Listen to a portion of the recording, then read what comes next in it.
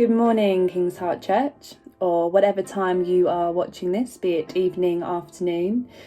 Really warm welcome to you. Today I am just doing a little bit of a recap on what I spoke about on Sunday. On Sunday I introduced the fact that we are starting a brand new series on identity.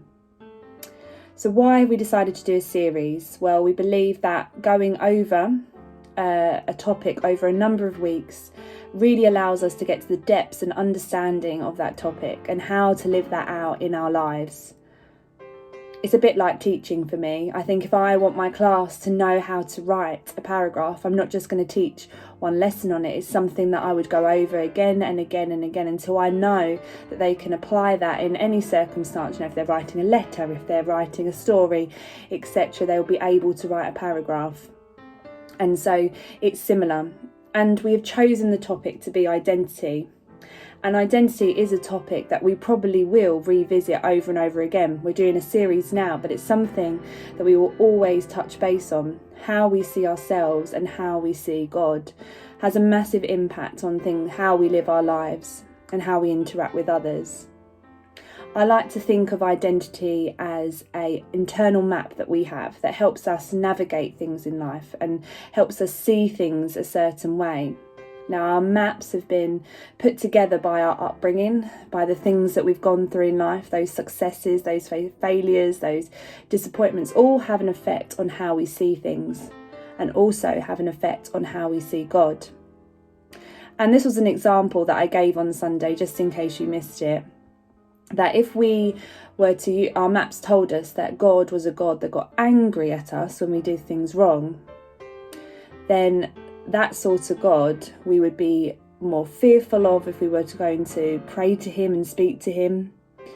We would probably hide the things that we were shameful of rather than tell him about them. And in turn, the way that we would treat someone who, may have let us down or we might believe God would be angry with would be more in anger, or would it be more in love?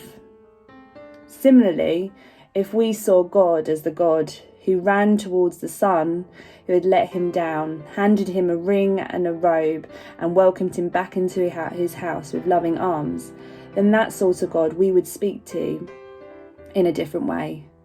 We would talk about the things that we're ashamed of in a different way to that sort of God. And we'd also deal with people who had let us down in a completely different way. And therefore it does have a massive impact on us growing into all that God has called us to be.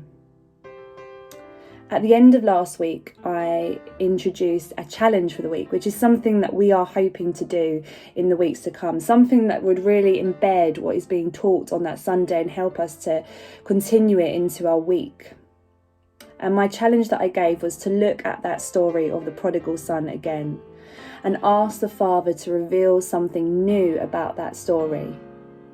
You may want to focus in on the father that ran towards his son and loved him. You may want to focus on the son who actually ran away and came back again, the prodigal son. Or you may want to focus on the son that had remained and ask God to speak something true and new about that story again for this week. I hope you all have a lovely week and I look forward to us joining together again on Sunday. Take care, everybody. Bye.